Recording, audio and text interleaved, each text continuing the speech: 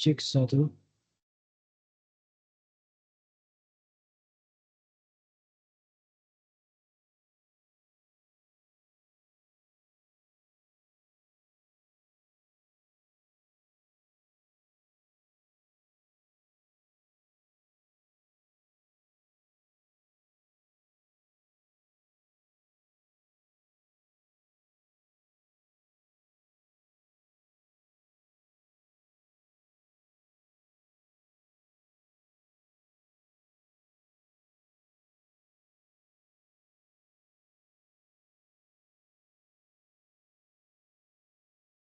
Cek satu dua. Masuk. Cek.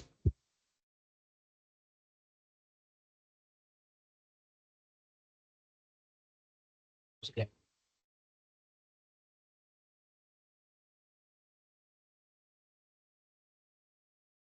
Bismillahirrahmanirrahim. Assalamualaikum warahmatullahi wabarakatuh, Bapak Ibu semua yang hadir di Zoom. Izin di MS Team, izin untuk cek suara apakah suara Hatta terdengar, Bapak Ibu. Mohon feedback. Terdengar. Terdengar, Pak. Terdengar. Oke, terima kasih Bapak Ibu.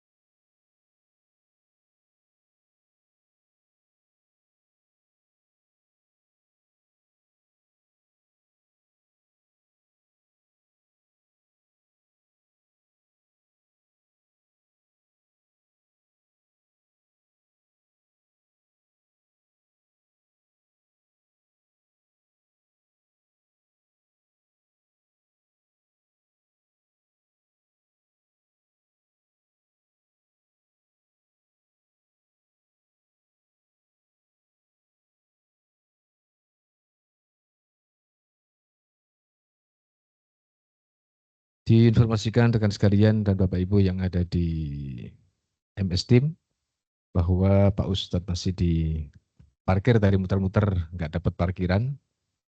Insya Allah tadi sudah dapat dan sekarang OTW masuk ke ruangan. Dan bagi teman-teman yang masih belum bergabung agar segera masuk baik melalui daring maupun dari kantor Kanwil agar segera masuk ke aula MUSI. Terima kasih.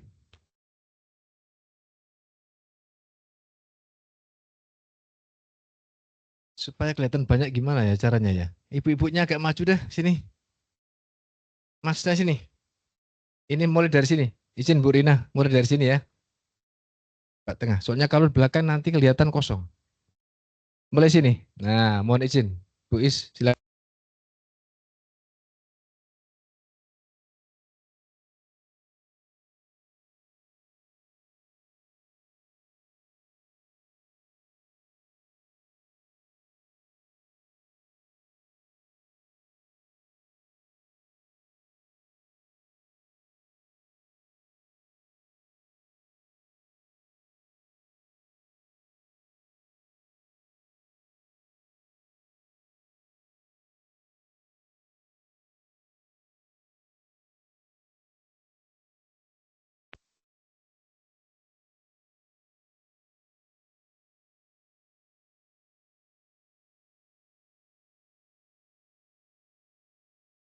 Mbak Dia di situ ya. Mas, 2 orang sini.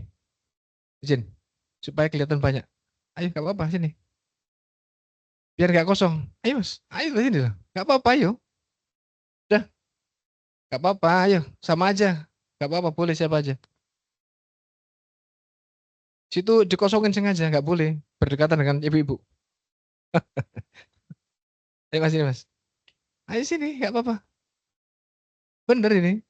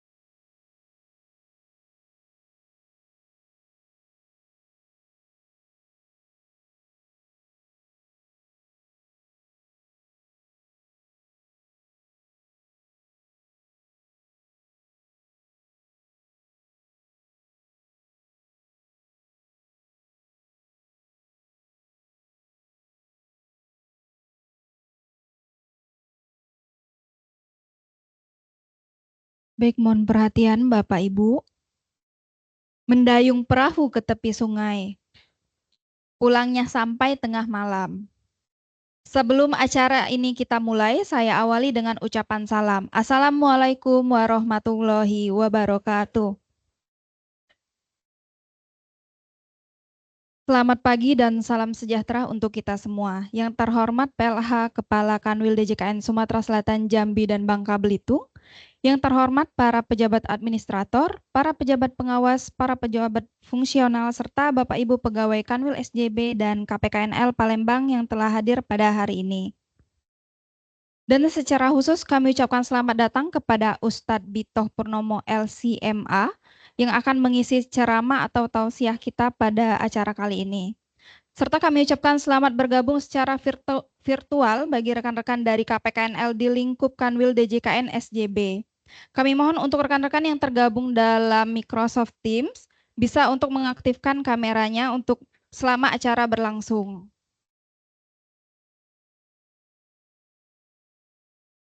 Yang pertama, marilah kita panjatkan puji syukur kehadirat Allah Subhanahu wa Ta'ala karena telah melimpahkan rahmat dan hidayah-Nya sehingga kita dapat berkumpul di ruangan ini dalam rangka memperingati salah satu hari besar Islam, yakni peringatan Isra Miraj Nabi Muhammad SAW 1446 Hijriah. Kedua, sholawat serta salam senantiasa tercurahkan kepada junjungan kita Nabi besar Muhammad SAW yang telah membimbing umat manusia ke jalan yang diridhoi Allah Subhanahu wa Ta'ala. Semoga kelak kita mendapatkan syafaat dari beliau. Amin ya robbal alamin. Acara hari ini mengangkat tema refleksi peristiwa Isra Miraj dalam menegakkan ibadah sholat sebagai pondasi kesuksesan. Sebelum kita memasuki acara inti, alangkah lebih baiknya kita bersama-sama mengucapkan basmalah. Bismillahirrohmanirrohim.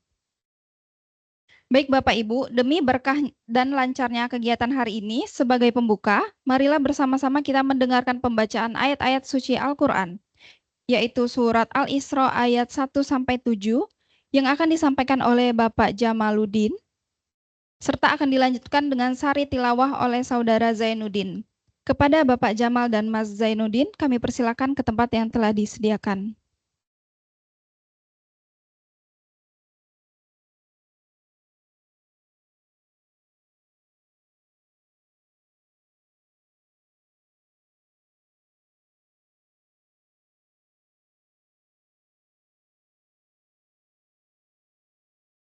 Assalamualaikum warahmatullahi wabarakatuh.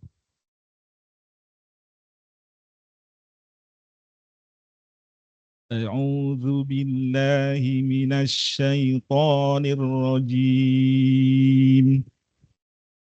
بسم الله الرحمن الرحيم. سبحان الذي أسرى بعبده ليلا من المسجد الحرام إلى المسجد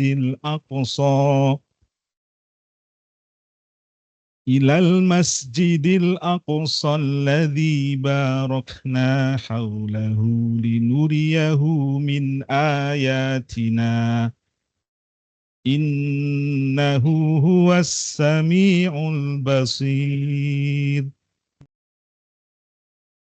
وآتينا موسى الكتاب وجعلناه هدى لبني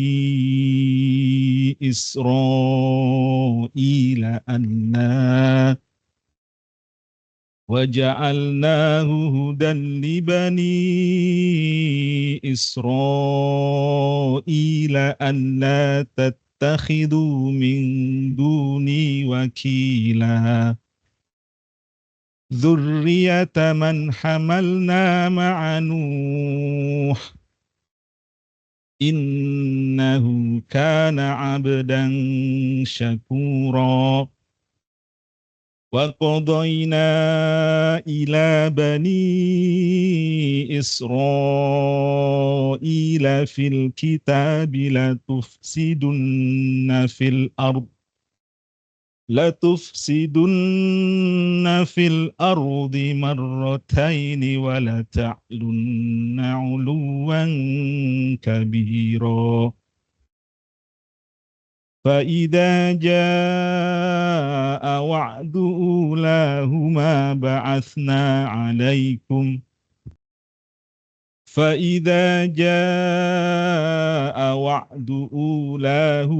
بعثنا عليكم عبادا لنا أولي بأس شديد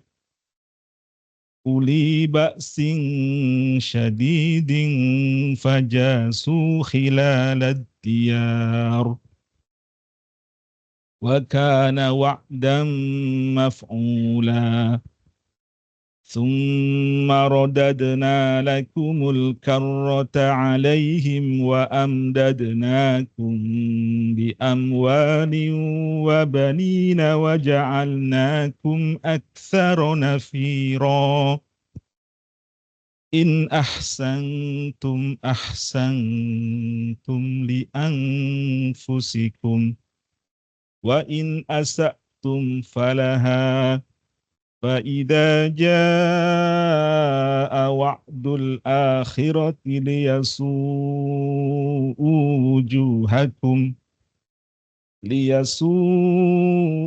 وجوهكم وليدخلوا المسجد كما دخلوه أول مرة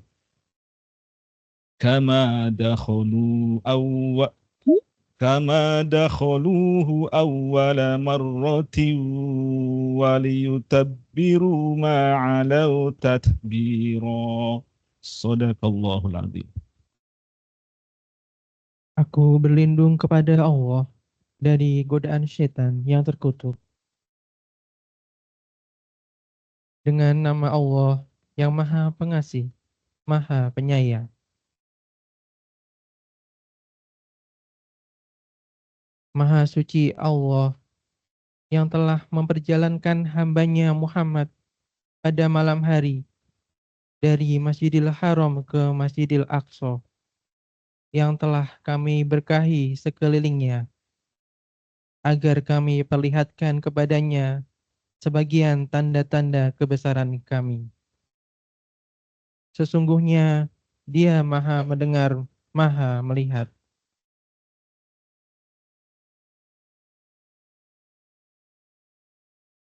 Dan kami berikan kepada Musa kitab Taurat, dan kami jadikannya petunjuk bagi Bani Israel dengan firman, janganlah kamu mengambil pelindung selain aku.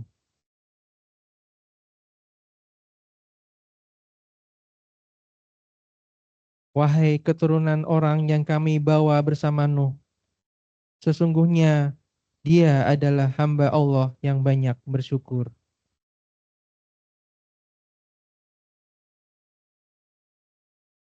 Dan kami tetapkan terhadap Bani Israel dalam kitab itu, kamu pasti akan berbuat kerusakan di bumi ini 2 kali, dan pasti kamu akan menyombongkan diri dengan kesombongan yang besar.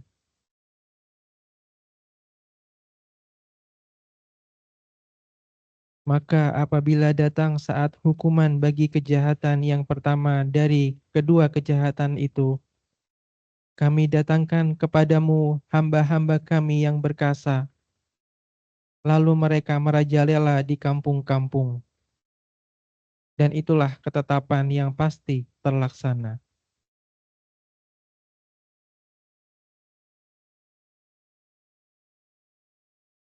Kemudian kami berikan kepadamu giliran untuk mengalahkan mereka.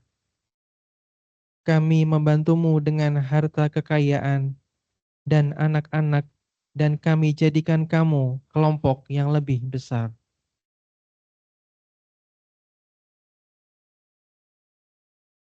Jika kamu berbuat baik, berarti kamu berbuat baik untuk dirimu sendiri.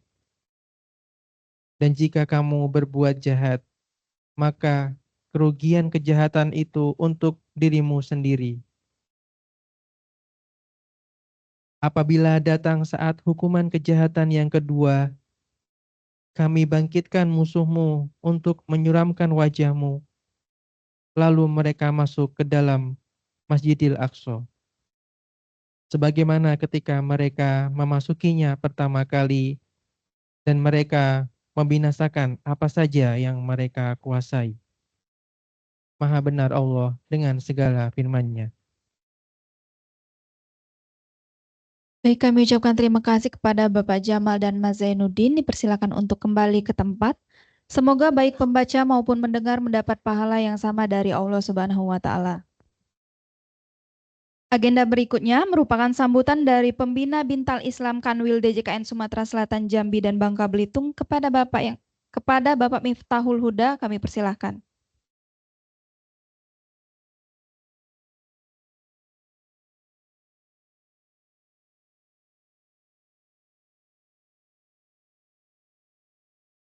Bismillahirrahmanirrahim. Assalamualaikum warahmatullahi wabarakatuh. Bismillahirrahmanirrahim. Alhamdulillahi rabbil alamin. Assalatu wassalamu ala asrafil anbiya'i wal mursalin. Sayyidina wa maulana Muhammadin wa ala alihi wa sahbihi ajma'in. Qala ta'ala fil Qur'anil Karim, a'udzu billahi minasy syaithanir rajim. Subhanalladzi asra bi 'abdihi lailan minal masjidil haram ila al-masjidil aqsa alladzi barakna hawlahu linuriyahu min ayatina innahu huwas samiul basir. Sadaqallahul azim. Yang kami hormati Bapak Ustadz Pitoh Purnomo, para pejabat administrator, pengawas, pelaksana maupun BPNPN yang dirahmati Allah Subhanahu wa taala. Tentu hari ini kita bersyukur kepada Allah Subhanahu wa taala atas limpahan rahmat dan karunia-Nya, iman dan Islam yang telah disematkan pada kita. Kita syukuri karena begitu luar biasa nikmat itu. Wa in ta'uddu nikmatullahi tahsuha. Seandainya kamu menghitung nikmatku, niscaya kau tidak akan mampu. Bapak sekalian,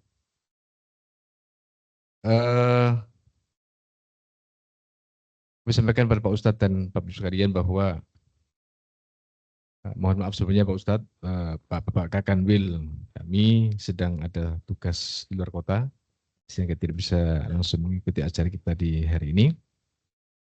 Namun demikian juga pesan titip terima kasih kepada Pak Ustadz atas kehadirannya menyempatkan waktu di sela-sela kesibukan beliau untuk hadir bergabung dengan kita dalam rangka peringatan Isra Mi'raj. Mudah-mudahan apa yang nanti beliau sampaikan memberikan suatu inspirasi dan bermanfaat untuk kita semuanya dalam rangka untuk meneguhkan keimanan dan keyakinan serta meningkatkan kualitas ibadah sholat kita karena sholat sesungguhnya adalah luar biasa manfaat dan keberkahannya. Bapak Ibu sekalian, perintah sholat itu memang agak berbeda dengan perintah beribadah yang lain. Kita tahu bahwa ibadah puasa, zakat, dan sebagainya, Allah cukup menyuruh malaikat Jibril. Tapi perintah sholat Allah langsung panggil Rasulullah Muhammad SAW sampai ke Sidratul Muntaha menerima perintah sholat ini. Sampai juga sholat adalah sebagai suatu ukuran. Di akhirat nanti mau diperiksa Pak Ustadz, mau dikoreksi. Di akhirat nanti itu kalau orang itu dinyatakan beres sholatnya, maka insya Allah amal lainnya dianggap selesai atau sempurna. Dalam rangka itu maka kita perlu sekali meningkatkan kualitas sholat kita. Dan di dalam pertemuan kita atau peringkatnya seperti ini, khusus kita akan memberikan suatu persepsi atau refleksi peristiwa Isra Mi'raj ini adalah menegakkan ibadah sholat sebagai fondasi kesuksesan. Jadi tidak diharapkan lagi, nanti akan kita dengarkan bersama dari tausiah Pak Ustadz tentang tema seperti ini. Dan itu nyata. Bahkan dalam Al-Quran pun kita diingatkan oleh Allah, segala sesuatu persoalan yang kita hadapi, selesaikan dengan sholat dan sabar. Baik, saya tidak berpanjang kata, hanya saja menyampaikan terima kasih sekali lagi atas kehadiran Pak Ustadz, Ibu sekalian yang telah bisa hadir di ruangan ini. Ini adalah majelis ilmu, insya Allah luar biasa pahalanya. Dan mohon maaf apabila dalam kegiatan ini ada beberapa kekurangan atau khilafan, mohon dimaafkan. Saya kira itu yang kami sampaikan. Nanti kita dengarkan bersama, kita simak, dan kita dengarkan. Tentunya juga kita akan amalkan apa-apa ilmu yang kita dapatkan sehari-hari. Karena kalau ilmu itu kita dapat tapi kita nggak amalkan, ya akhirnya percuma. Dapat pahala waktu cari ilmu aja, tetapi akan langgeng pahalanya saat kita mengamalkannya dalam kehidupan sehari-hari. Demikian, kurang punya mohon maaf. Saya akhiri, ihdinas siratal mustaqim. Assalamualaikum warahmatullahi wabarakatuh.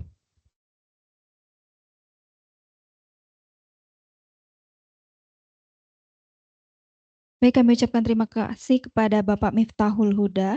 Memasuki acara inti, kami persilakan kepada Al-Ustadz Bitoh Purnomo yang akan menyampaikan ceramah atau tausiahnya dalam rangka memperingati Isra Mi'raj Nabi Muhammad SAW.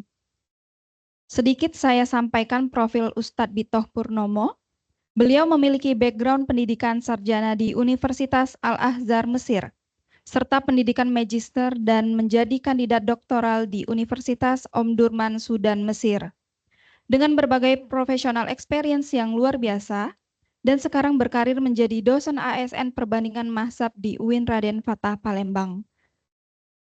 Selanjutnya kami persilakan kepada Ustadz.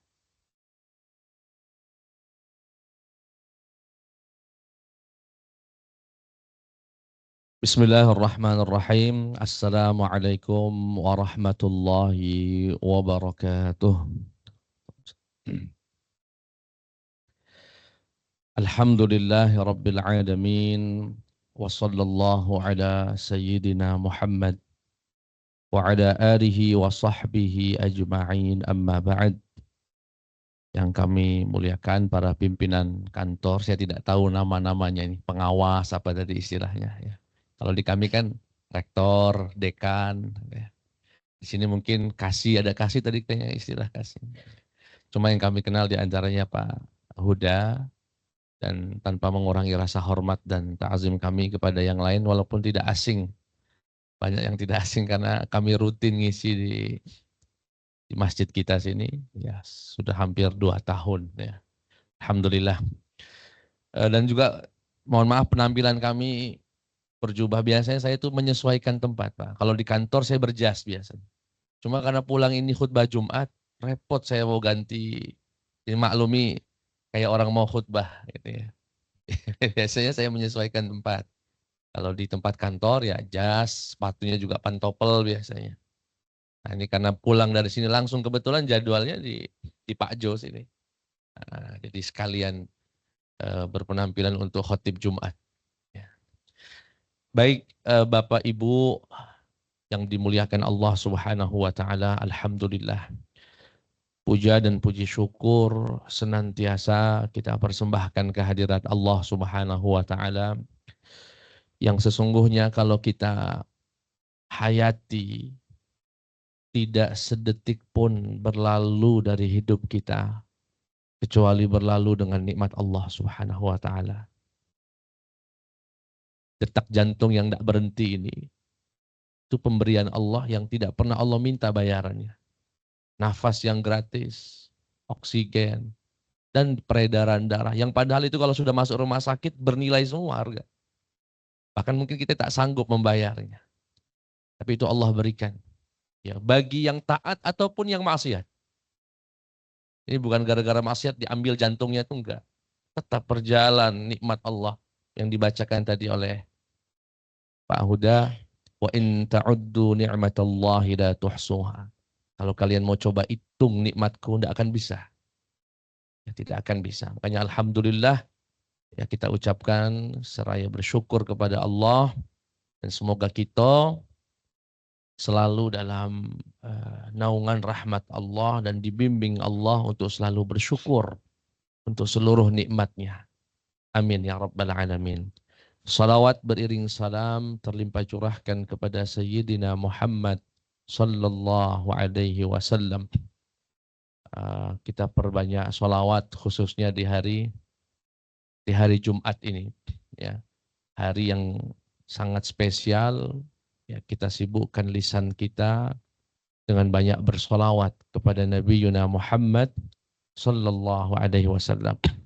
Dulu saat kami di Mesir ada satu kebiasaan orang Mesir yang sangat bagus untuk kita contoh. Orang Mesir itu dan rata-rata orang Arab kami perhatikan, kalau mereka mendengar nama Nabi Muhammad, itu lisannya cepat sekali untuk berkata sallallahu alaihi wasallam. Cepat sekali. Misalnya apalagi kalau lagi ada ceramah begini, berkali-kali si ustadz misalkan mengutip dan berkata Rasulullah bersabda sallallahu alaihi wasallam. Sallallahu alaihi wasallam. Itu makanya para penceramah di Timur Tengah itu biasanya menggelora dia. Kenapa? Ketika misalnya seorang ustadz mengatakan hal ini berdasarkan sabda Nabi Muhammad sallallahu alaihi, satu masjid itu bergemuruh suara. Itu mudahnya bersalawat itu mulai dari ulamanya sampai supir angkotnya. Satu ketika saya lagi naik bus umum, itu masih tahun-tahun pertama kami jadi mahasiswa. Saya naik lewat pintu belakang di Kairo itu, naik pintu belakang. Kebetulan si supir itu sambil dia bawa mobil manggil kenek yang di belakang yang lagi ngasih karcis. Kebetulan keneknya ini namanya Muhammad. Namanya Muhammad. Jadi sambil dia driver, ya Muhammad gitu dia panggil. Itu satu bus Pak, sallu alaihi katanya. Saya tanya kakak kelas yang duduk sebelah saya. Kenapa pada? Ustaz, orang Mesir itu Ustaz luar biasa cintanya sama Nabi. Begitu mereka mendengar nama Nabi Muhammad, lisannya itu langsung sallallahu alaihi wasallam. Ya kalau di kita ini berbusa-busa ustadznya ngomong Nabi Muhammad. Enteng aja. Ini yang saya maksud di kantor lain Pak ya. Beda kalau di DJKN sini kalau disebut nama Nabi Muhammad, tuh kan buktinya cepat ya langsung bersalawat kepada Rasulullah sallallahu alaihi wasallam. Lebih daripada itu Pak. Pernah ya sering kejadian kecelakaan karena orang Arab itu sebenarnya bawa mobilnya agak ugal-ugalan juga Pak, agak rapi seperti kita. Jeder gitu kecelakaan, ribut. Begitu ribut pemilik mobil tuh keluar, kalau sudah keluar ribut orang Arab itu ya kalau di Mesir itu kan dua saja sifatnya. Kalau enggak meniru Nabi Musa, niru Fir'aun. Wah, sudah caci maki udah kayak hampir pembunuhan. Tapi begitu mereka lagi ribut, lagi tegang ya, caci maki tadi, datang nih pihak ketiga mengajak mereka sallu ala Nabi Muhammad. Begitu saja. Itu langsung mereka berhenti dari caci maki tadi, masuk mobil masing-masing pergi. Saya tanya, kok semudah itu kalian tadi kayaknya sudah mau bebunuhan gitu ya. Kata mereka ya. Ketika disebutkan begitu, diingatkan kita untuk bersolawat, seakan Nabi Muhammad tuh rasanya hadir. Dan kalau rasa hadir mah malu, kami istilahnya ribut. Hanya untuk kendaraan kami ribut sampai tidak menghormati Nabi Muhammad SAW. Nah ini hari Jumat dan di bulan Sya'ban. Ya. Di hari Jumat kita diperbanyak sholawat. Dan di bulan Sya'ban ini juga turun perintah Allah. Innallaha wa malaikatahu yusalluna ala nabi. Ya ayyuhalladzina amanu sallu alaihi wa sallimu taslima. Sesungguhnya Allah beserta para malaikat itu bersolawat kepada Nabi. Hai orang yang beriman, solawatlah kalian kepada Nabi Muhammad. Ayat yang saya yakin hafal semua. Ini turunnya di bulan Sya'ban. Ayat ini turunnya di bulan ini. Makanya bulan ini juga dikatakan syahrus solawat. Bulannya solawat kepada Nabi Muhammad sallallahu alaihi wasallam. Andaikan nanti dari ceramah saya nggak ada yang bisa dicatat, nggak ada yang bisa terekam dalam pikiran, kecuali Bapak bersolawat setiap dengar nama Nabi Muhammad, cukup jadi hadiah kita pagi hari ini, Pak.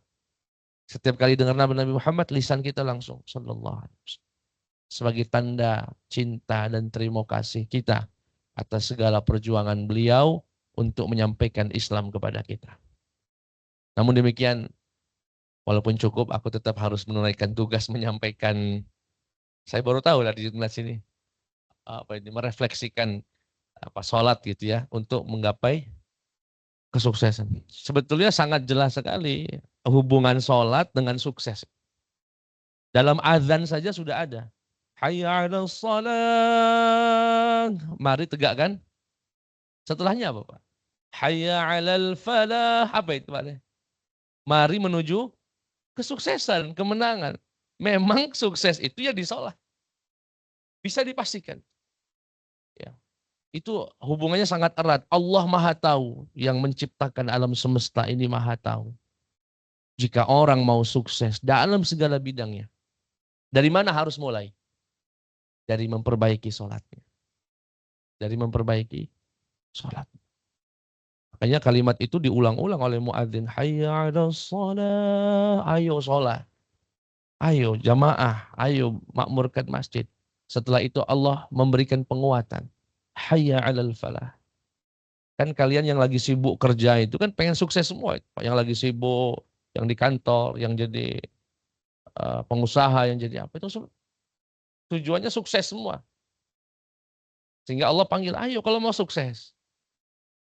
Ya, penuhi panggilan Allah Subhanahu wa taala. Itu secara singkatnya ya. Terkandung bahkan dalam azan hubungan antara kesuksesan dengan hubungan antara sholat dengan kesuksesan. Saya pasti tidak perlu mendefinisikan makna sukses, Pak ya. Karena sukses bagi orang muslim kan berbeda dengan sukses menurut orang selain orang Islam. Kalau orang Islam itu ya, sukses tidak diukur dengan harta yang berlimpah. Elon Musk meski hartanya sekarang sampai berapa ribu triliun, ya 4.000, makannya 2 piring Pak paling banyak. Mungkin banyakkan kita makannya dari dia. Ya. Karena dalam perspektif kita itu rezeki itu yang dimakan Pak, bukan yang dimiliki. Selama dimiliki tapi belum dimakan, belum dikonsumsi, itu belum rezeki. Itu definisi rezeki adalah apa yang dimakan, yang dipakai, itu baru jadi rezeki. Selama masih di rekening 10 triliun sekalipun, itu belum rezeki, itu baru pendapatan namanya. Makanya perlu dibedakan antara gaji atau pendapatan dengan rezeki. Ada orang rezekinya gajinya besar. Gajinya besar. Tapi rezekinya kecil. Ada orang gajinya kecil. Rezekinya besar. Pernah dengar kalimat itu, Pak? Gimana itu, Ustaz, kok? Gaji besar, rezeki kecil. Suatu hari ada seorang ustadz dari Jogja. Mungkin kenal Bapak Ibu. Ustadz Salim Fillah namanya. Beliau dapat undangan ceramah ke Kalimantan. Pesawat kelas ekonominya habis. Terpaksa harus merogeh koceknya, dompetnya untuk beli kelas seumur-umur, kata beliau, baru kali ini naik pesawat kelas bisnis. Karena sudah bayar mahal, kata beliau, pokoknya nanti apapun makanan yang dihidang kan saya habisin semua. Sayang lah bayar mahal. Duduklah beliau di kelas bisnis, kenalan dengan orang sebelah, rupanya direktur salah satu perusahaan di BUMN. Dah, begitu datang makanan, ada coklat, ada kacang, ada makan daging. Wah, kata beliau, inilah yang kutunggu. Dimakan semua, Pak. Begitu dimakan, direktur ini cuma minum air putih. Ditanya sama Ustadz, loh, Pak, direktur kenapa nggak dimakan? Asam urat, Ustadz. Nggak boleh makan kacang, asam urat. Lah itu dagingnya ada kolesterol, nggak boleh. Ini orang, Pak, direktur BUMN ini gajinya besar, rezekinya kecil. Gajinya besar, rezekinya kecil. Makanya saya kalau sama tukang, ya pernah saya lagi bangun rumah waktu itu, kita belikan, hari Jumat lah sedekah sama tukang, beli nasi Padang, Pak. Makan bareng kita sama tukang, kita kumpulkan, makan siang bareng. Saya satu bungkus tuh nggak habis. Aduh, kenyangan. Mamang tukang itu minta nambah. Ustadz, masih ada nggak Ustadz nasinya? Berarti mamang ini gajinya kecil. Rezekinya besar. Saya mungkin gajinya lebih besar dari beliau. Tapi rezeki saya lebih kecil. Kalau lihat perspektif itu, sebetulnya kesuksesan tidak bisa dinilai dengan pendapatan yang besar. Ya, pada akhirnya adalah apa yang kita makan dan kita rasakan. Jadi saya tidak perlu, saya kira, mendetail terkait definisi itu. Nah, lalu bagaimana cara mengaitkan, Ustadz, antara sholat dengan kesuksesan? Saya coba kutip sabda Nabi Muhammad SAW. Kata beliau, Inna fis salati shifa. Sesungguhnya di salat itu ada kesehatan. Inna fis salati shifaan. Sesungguhnya di dalam salat itu ada syifa, ada obat, ada sehat. Nah, sehat apa? Sehat pikiran, sehat badan. Orang kalau sudah sehat pikiran, sehat badan, ya berarti siap sukses. Sehebat apapun dia, kalau pikirannya nggak sehat, dia nggak sukses. Nah, bagaimana hubungannya Ustadz antara sholat dengan sehat, baik pikiran dan fisiknya? Secara medis, Pak ya, secara medis. Kebetulan orang rumah kami dokter, saya pernah diskusi sama dia. Kata istri, saya bertanya, betul nggak sih ungkapan bahwasanya penyebab penyakit paling utama itu adalah pikiran. Melebihi bahkan daripada pengaruhnya makanan yang salah. Oh iya, memang pikiran. Bahkan obat itu, katanya obat itu sebetulnya bukan menyembuhkan, tapi merangsang ya tubuh untuk melawan penyakit itu. Itu dengan syarat pikirannya tenang. Kalau pikirannya nggak tenang, obat itu mau 10 kali diminum juga nggak pengaruh. Oh begitu. Saya pikir-pikir benar juga sebetulnya. Bapak pernah nggak bertanya, ibu-ibu bertanya, kenapa orang gila itu kok sehat-sehat aja? Wong gila itu Pak, pinggir jalan tuh, makan sembarang, tidur di luar, mandi tidak. Saya mohon maaf, kita kalau makan salah, makan apa gitu salah, perut, langsung Pak, diare. Tapi aku seumur hidup, nggak tahu kalau Bapak pernah lihat, belum pernah saya lihat orang gila mencret di jalan. Padahal makannya, kalau kita makan yang dia makan itu Pak, hari itu juga kita masuk rumah sakit. Bekas sampah, roti sampah, lalu berjamur. Katanya Pak ya, saya nanya tuh, kenapa orang gila itu kok sehat-sehat? Ya, bukan berarti saya ngajak Bapak jadi wong gilo galo. Karena mereka tidak punya pikiran yang berlebih. Tapi manusia yang badannya sehat begini, kalau pikirannya sampai berlebih, stres, makan nggak nafsu apa, itu cepat sakit. Gitu ya, cepat cepat sakit.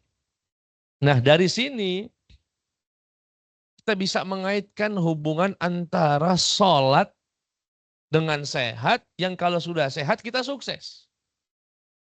Apa itu? Allah berfirman, wa aqimis salata lidzikri. Wahai hambaku, tegakkanlah sholat untuk mengingatku, kata Allah.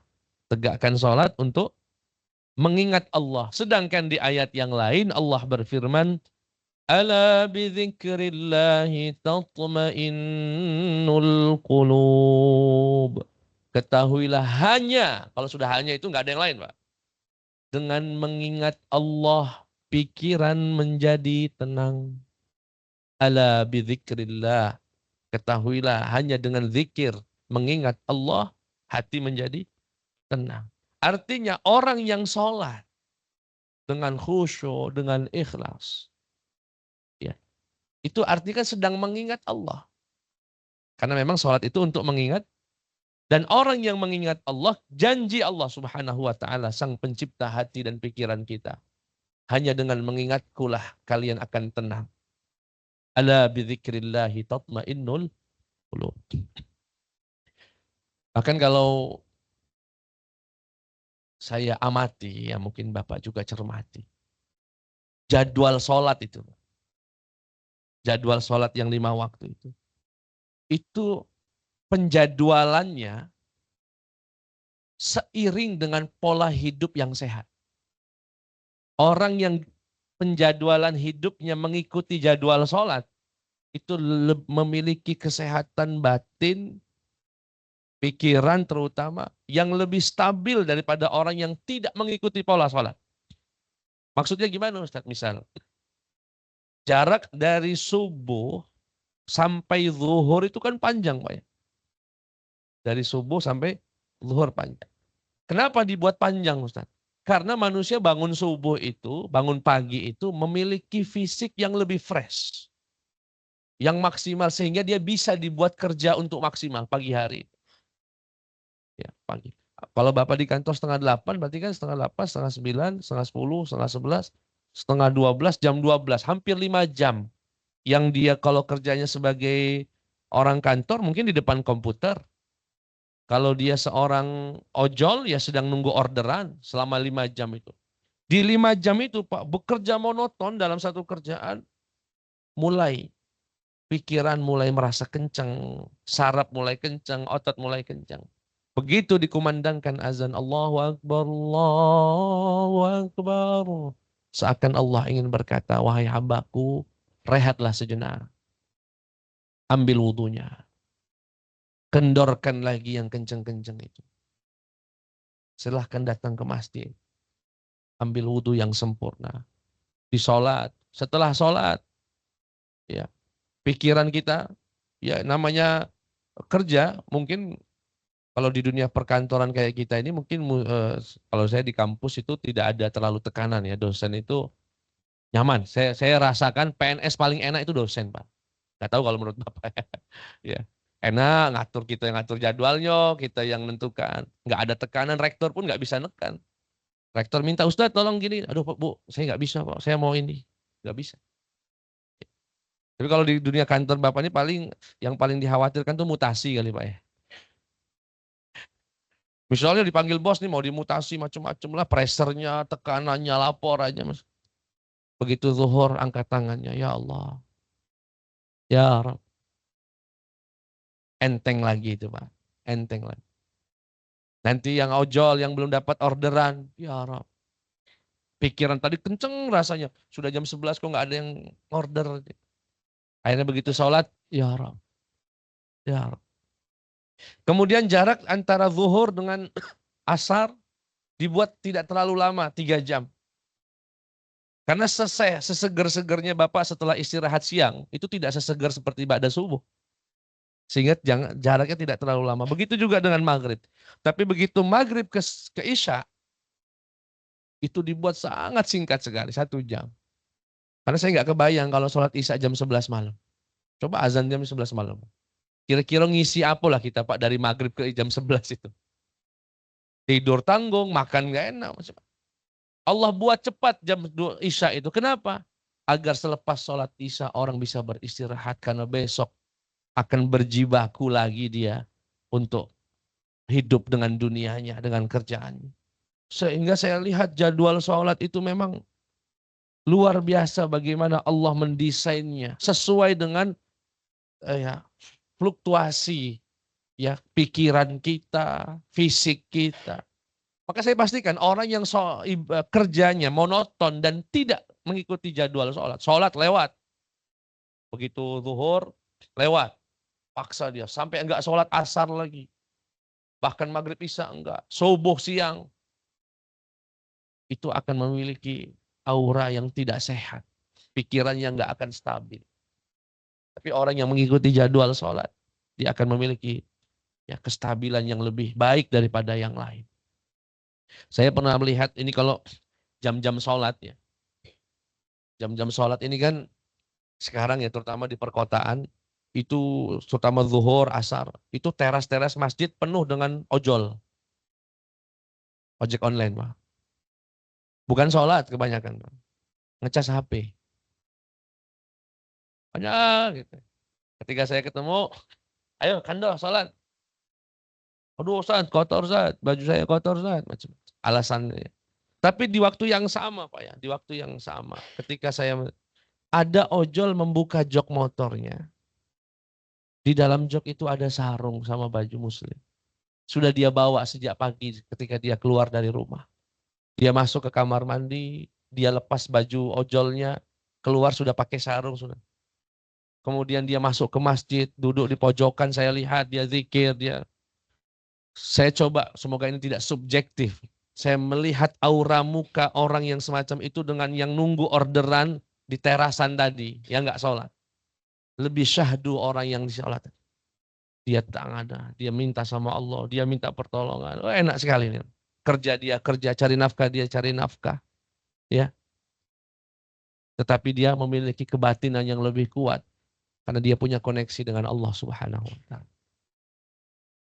Poin pertama dari tausiah ini adalah salah satu kunci daripada kesuksesan adalah punya pikiran yang tenang. Ya, yang tidak stres. Dan itu didapat dengan mengikuti pola sholat 5 waktu. Sholat yang baik, sholat yang tepat. Tapi mungkin ada yang bertanya, Ustaz, tapi kadang-kadang mau tepat waktu, di awal waktu, kebetulan ada tugas yang sangat genting, macam-macam. Bagaimana Ustaz? Boleh Pak, boleh. Disebut sholat pada waktunya itu selama tidak keluar dari waktunya. Ya, jadi jadwal sholat itu Allah sengaja beri spare antara zuhur asar itu 3 jam karena tidak semua hambanya bisa di awal waktu. Ketika di awal waktu seorang dokter harus operasi, gak bisa deh, tunggu ya saya mau, Pak lalu nak lahir ini Pak, kaget dulu aku nak sholat, gak bisa. Tolong dulu, itu boleh. Dan Allah Maha tahu, makanya dibuat spare waktu yang cukup 3 jam untuk orang melakukan aktivitasnya. Dan ini berdasarkan kisah, jadi setelah Isra Mi'raj ini, Malaikat Jibril itu turun. Mengimami Nabi sholat di awal waktu. Jadi zuhur di awal waktu, ngimamin lagi nanti di asar, di maghrib. 5 waktu diimamin oleh Malaikat Jibril. Besoknya Malaikat Jibril datang lagi, ngimamin lagi untuk Nabi Muhammad sholat tapi di akhir waktu. Jadi sholat zuhur menjelang asar, asar menjelang maghrib, maghrib menjelang isya, isya menjelang subuh. Setelah 2 hari mengajari sholat Nabi Muhammad SAW, beliau berkata, ya Muhammad, al-waqtu ma baina hadzaini. Waktu sholat adalah di antara 2 waktu yang kuajarkan kepadamu. Ini waktu pertama, rentangannya sampai sebelum menjelang asar. Artinya Bapak boleh kalau lagi rapat, kiranya kalau di pending untuk sholat membuat agendanya terkendala, boleh. Tidak harus di awal waktu. Yang wajib itu di dalam waktunya. Awal waktu itu afdal. Ya. Tetapi jika tidak ada kedaruratan, tidak ada kegentingan, maka ya, sholat di awal waktu adalah sholat yang paling afdal. Dan saya ulangi lagi, orang yang jadwal kegiatan dan aktivitasnya mengikuti pola jadwal sholat, dia akan memiliki pikiran yang lebih fresh, lebih memiliki pikiran yang lebih tenang. Dan berawal dari pikiran yang fresh dan tenanglah kesuksesan itu bisa diambil. Orang stres bagaimana mau sukses? Pikirannya emosi, marah, tidak tenang, mikir nggak bisa fokus. Ya mungkin kita sudah pernah menghadapi dalam hidup ini Pak ya. Saat-saat yang bikin pikiran tuh kencang sekali. Akhirnya semuanya berantakan.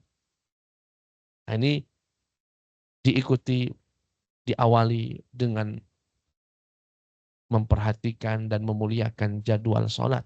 Sholat yang 5 waktu. Baik, itu yang pertama, hubungan antara sholat dengan kesuksesan. Yang kedua, siapa di antara kita yang tidak punya masalah dalam kerjaan? Pasti semuanya punya. Selama di dunia ini, ya memang dunia itu kata Allah, kata para ulama, darut taklif, tempatnya masalah. Kalau nggak pengen punya masalah, ninggal dulu. Nah, nanti masalah terus, atau nggak ada masalah terus. Kalau masalah terus di neraka, tidak ada masalah itu di surga. Nah, sehebat-hebatnya kita ketika menghadapi masalah, tidak bisa mengandalkan kemampuan kita. Tidak bisa mengandalkan ilmu kita, nggak bisa. Sehebat-hebatnya Bapak lah, kecilnian kita ini, kecilnian bagi Allah.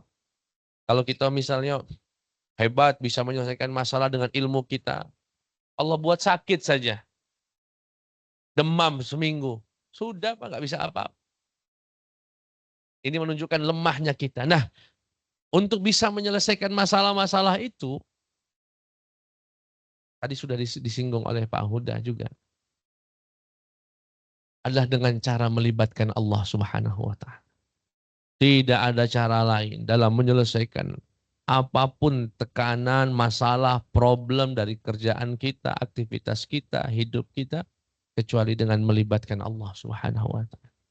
Pertanyaannya bagaimana cara melibatkan Allah? Bagaimana cara berkomunikasi dengan Allah? Tidak ada cara lain kecuali yang Allah sendiri tentukan. Cara berkomunikasi dengan Allah adalah wasta'inu bis-sabri was-salah. Mintalah tolong kepada Allah melalui sabar dan salat. Ya, melalui sabar dan salat. Ya. Kita sholat, kita jaga rukun-rukunnya. Di dalam sujud, ya, kita berbisik kepada Allah, ya Allah, selesaikan masalahku ya Allah.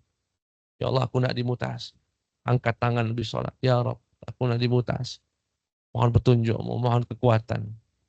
Ya Allah, aku mau dikasih jabatan. Mau diangkat. Kalau ini membawa kebaikan, mudahkan. Kalau tidak, mohon jauhkan dari hidupmu.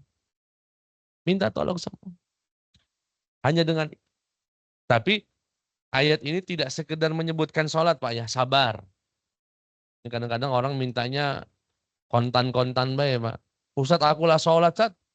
Nggak kurang-kurang 5 waktu lah, tahajud lah 2. Masih juga nggak selesai-selesai. Makanya dengan sabar. Makanya di ujung ayatnya, innallaha ma'as sabirin. Ya ayyuhalladzina amanu ista'inu bis sabri was salah. Innallaha. Kenapa enggak innallaha ma'al musallin? Mintalah pertolongan kepada Allah dengan salat dan sabar. Sesungguhnya Allah bersama orang yang sabar. Kenapa enggak sesungguhnya Allah bersama orang yang salat? Padahal 2 hal yang disebut, salat dan sabar. Tapi Allah mengatakan kebersamaan Allah, pertolongan Allah bersama orang yang sabar. Karena ya, disebutkan oleh para ahli tafsir, tidak semua orang yang sholat itu sabar. Dan setiap orang yang sabar itu pasti sholat. Tidak semua orang yang sholat itu sabar. Tapi orang yang sabar pasti sholat. Kok bisa Ustaz? Karena rupanya sabar itu ada 3 macam. Ada sabar dalam ketaatan, yakni sabar dalam menjalankan ibadah. Ada yang kedua sabar menahan maksiat. Dan yang ketiga sabar menerima musibah. Berapa banyak orang sabar sholat? Sabar dia Pak, bisa dia sholat 5 waktu. Tapi maksiatnya juga jalan. Begitu diuji dikit langsung goyang. Wah, berarti dia cuma sabar ibadah, tidak sabar dalam menerima musibah, dalam menerima masalah. Ya. Maka dari itu di ayatnya Allah mengatakan innallaha ma'as sabirin. Sesungguhnya Allah bersama orang yang sabar. Karena kalau orang sabar, dia ya sabar dalam melaksanakan ibadah, sabar dalam meninggalkan maksiat, sabar dalam menerima musibah dan ujian. Dan kebersamaan Allah nyatakan aku bersama orang-orang yang sabar. Termasuk sholat. Ada masalah, kemudian kita sholat. Ketika sholat kita doa, kok nggak kunjung dapat jawaban, nggak kunjung dapat penyelesaian masalah. Ya sabar. Innallaha ma'as sabirin, bukan innallaha ma'al musallin. Sesungguhnya Allah bersama orang-orang yang sabar. Poinnya dari ayat ini adalah wasta'inu.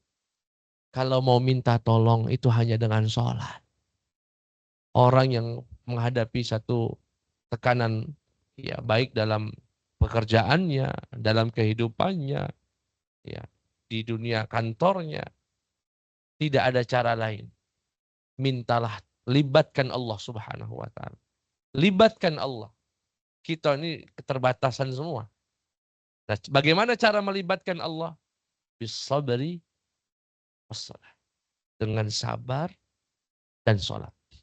Nah, kalau sudah ditolong Allah Subhanahu wa taala, maka insya Allah apapun yang menjadi rintangan dalam kesuksesan kita bisa terselesaikan dengan baik. Ya. Insya Allah. Yang ketiga, hubungan antara sholat dengan daripada sholat dengan kesuksesan. Saya pernah membaca beberapa buku berbahasa asing dan mungkin di dalam bahasa Indonesia juga ada. Salah satu kunci kesuksesan adalah kedisiplinan. Supaya kedisiplinan. Dan sholat mengajarkan itu. Disiplin waktu, seperti yang kami sampaikan di awal masalah waktu. Disiplin pakaian. Disiplin tata. Nggak bisa Bapak duluin sujud baru ruku. Nggak bisa. Disiplin memang aturan SOP-nya. Ya. Ruku dulu baru sujud. Doa iftitah dulu baru Al-Fatihah. Pernah nggak Bapak sholat, coba aku nak mau ngelawan, coba sekali-kali. Aku nak Al-Fatihah dulu baru doa iftitah. Batal sholat Bapak. Jadi orang yang menjaga sholat itu sejatinya sedang mendidik dirinya untuk disiplin. Disiplin waktu, disiplin kerjaan, perbuatan, bacaan, sampai lisannya, ucapannya, pikirannya. Kedisiplinan, dan itu kunci dari kesuksesan. Ya, orang yang nggak disiplin, ya nggak bisa sukses. Saya pernah nyaksikan siapa namanya YouTuber kita, Atta Halilintar. Kan nggak ada kualitas sebetulnya Pak secara, iya. Tapi saya tanya, tapi sukses itu nggak bisa dipungkiri, sukses dia dalam dunia per-YouTuban. Saya tanya, dia ditanya apa kunci suksesnya? Disiplin. Pokoknya buat konten aja. Terus mau orang penting nggak penting buat aja konten. Lama-lama orang akan nonton kita. Oh betul. Sekarang udah hampir berapa? 30 juta Pak. Orang Indonesia mensubscribe. Jadi kalau 30 juta itu satu Sumatera inilah Pak kurang lebih. Luar biasa. Dan itu kuncinya adalah kedisiplinan. Terus dia ngon. Dan itu diajarkan oleh sholat. Sholat mengajarkan kita disiplin. Mulai dari waktu, mulai dari kebersihan. Ya, kebersihan. Ya. Kerapihan. Itu kalau orang yang sholatnya serius, kalau orang yang sholatnya nggak serius, ya memang nggak rapih juga kadang-kadang. Ya, dan sebagainya. Di dalam sholat, kita diajarkan kedisiplinan. Dan yang keempat, yang terakhir. Di dalam sholat, kita diajarkan pengawasan. Adanya pengawasan Allah Subhanahu wa taala. Ya. Ketika kita sholat, ya, kita merasa diawasi oleh Allah sehingga kita perhatikan ruku kita, sujud kita sampai tidak melanggar, sampai enggak batal, sampai sabar mulai dari takbir sampai dengan salam. Nah, adanya rasa pengawasan dari Allah itu kunci kesuksesan. Ya, makanya kalau pengawasan, namanya pengawasan. Tapi kalau pengawasannya hanya berlandaskan dengan CCTV misalnya, Dengan absensi bisa diakalin semua itu, Pak. Bisa diakalin semua. Absensi aman, bisa dulu harus pakai tanda tangan, sekarang fingerprint. Kemudian sempat juga di masa Covid absensi online. Karena pengawasannya buatan manusia semua, bisa diatur semua, Pak. Sampai akhirnya ada aplikasi location fake gitu kalau nggak salah. Jadi untuk menunjukkan lokasi kita di mana, tapi fake, palsu semua. Bisa dibuat semua. Tapi kalau pengawasan itu disandarkan ke Allah, mau nipu Allah bagaimana? Yang mau bohong, yang mau nipu, yang mau macam-macam. Kita merasakan pengawasan. Dan itu diajarkan di dalam sholat. Di dalam sholat kita merasa diawasi oleh Allah, sehingga kita tuntaskan sholat kita. Ya, tuntaskan sholat kita. Dan masih banyak lagi sebetulnya Bapak-Bapak yang bisa kami sampaikan. Atau saya ganjilkan 4 tadi ya, 5. Salah satu kunci kesuksesan adalah kerja tuntas. Sandiaga Uno itu ditanya, apa kunci sukses Anda? Ikhlas, cerdas, tuntas. Dan tiga-tiganya ada dalam sholat itu, Pak. Sholat harus ikhlas, gitu ya. Kemudian cerdas, ya memang harus cerdas. Sholat itu juga harus cerdas. Dan tuntas. Makanya sholat itu harus tuntas. Kalau nggak sampai salam, walaupun Bapak 10 rakaat tapi nggak salam-salam, ya nggak tuntas namanya. Sholat itu, makanya definisi sholat adalah ibadah yang diawali dengan takbir, ihram, diakhiri dengan tuntas sholatnya itu, Pak. Semuanya dibaca dengan SOP yang berlaku. Jadi kunci kesuksesan berupa kerja dengan tuntas, ya, dan barang tentunya ikhlas adalah kunci daripada kesuksesan. Selesai. Selesaikan semua tugas kita, ya. Jangan bertumpuk, jangan ditunda, dikodok semua misalnya. Ya. Nah, itu juga penyebab daripada suksesan kita dalam menjalani kehidupan. Saya kira itu jamaah sekalian, Bapak-bapak, Ibu-ibu yang bisa kami sampaikan. Intinya adalah ya, apapun tema kita sebetulnya dan siapapun penceramahnya sebetulnya intinya adalah yang belum sholat. Yang sudah sholat tapi nggak berjamaah ya berjamaah. Yang sudah berjamaah yang istiqomah, yang ikhlas. Yang sudah istiqomah ditingkatkan kualitas sholatnya, dinikmati. Karena tingkatan ibadah itu Bapak-bapak ada 3 dalam melaksanakan ibadah itu. Yang pertama taklif namanya. Taklif itu beban. Jadi ibadah itu berawal dirasakan oleh kita sebagai beban. Beban itu berat nggak Pak? Namanya beban ya berat. Tapi terus dia jalani, sanggup dia lewati setahun, 2 tahun. Lama-lama naik Pak. Menjadi apa? Menjadi kebutuhan. Kalau sudah jadi kebutuhan kira-kira ringan nggak Pak ibadah itu? Ringan namanya sudah butuh. Seperti kita nyari makan, kalau kita butuh ya. Tapi tingkatan kedua ini namanya butuh. Butuh itu kan fluktuatif Pak ya. Kalau lagi butuh sama Allah, Masya Allah tahajudnya 8 rakaat. Hajatnya sudah dipenuhi, ngilang lagi Pak. Itu namanya sholat karena butuh. Oh kalau lagi butuh, lagi ada tes apa gitu, pengen naik jabah, oh ya Allah, sampai nangis-nangis. Begitu sudah, butuhnya, hajatnya sudah dikabulkan, mulai loyolan. Nah tingkatan yang ketiga ini, yang disebut dengan tasyrif. Dia beribadah, bukan lagi terasa beban. Bukan lagi karena berdasarkan kebutuhan kepada Allah.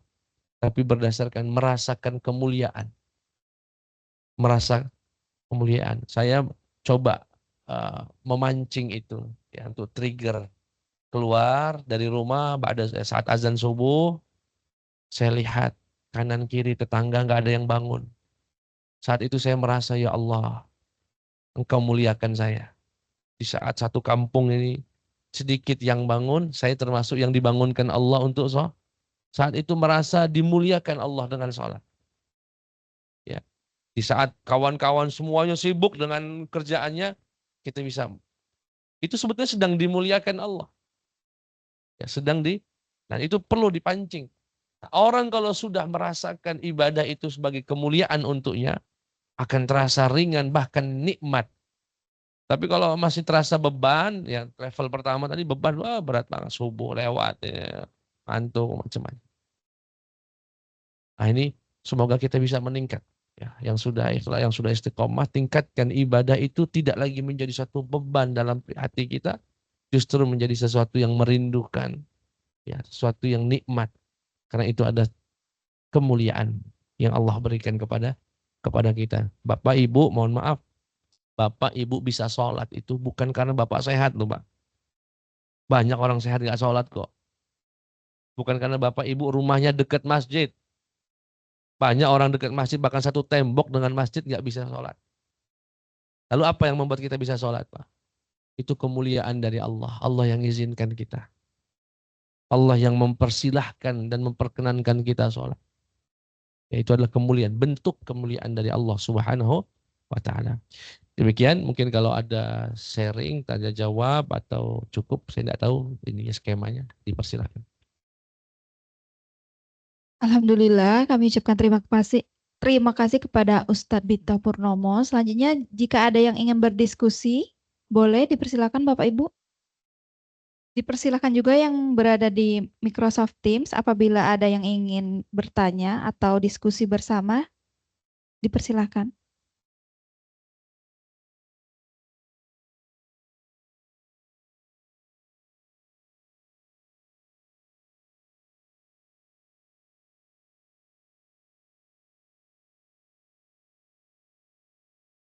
Assalamualaikum warahmatullahi wabarakatuh. Memperkenalkan diri dulu, nama saya Soim Ustadz. Kita sudah sering bertemu sebenarnya di pengajian tiap Kamis. Mungkin tidak terlalu berhubungan dengan apa yang disampaikan tentang Isra Mi'raj dan kemudian juga sholat. Tapi ini sangat berhubungan mungkin dengan Ustadz yang ternyata adalah ahli di bidang perbandingan mazhab. Kita ketahui di Indonesia ini khususnya ada namanya lembaga-lembaga yang kita kenal, misalnya MUI, kemudian juga Kementerian Agama, kemudian juga ada ormas Islam seperti Nahdlatul Ulama, Muhammadiyah dan sebagainya, yang kita ketahui saat ini atau beberapa waktu yang lalu pasti kita tahu bahwa mereka organisasi tersebut mengeluarkan fatwa, Ustaz.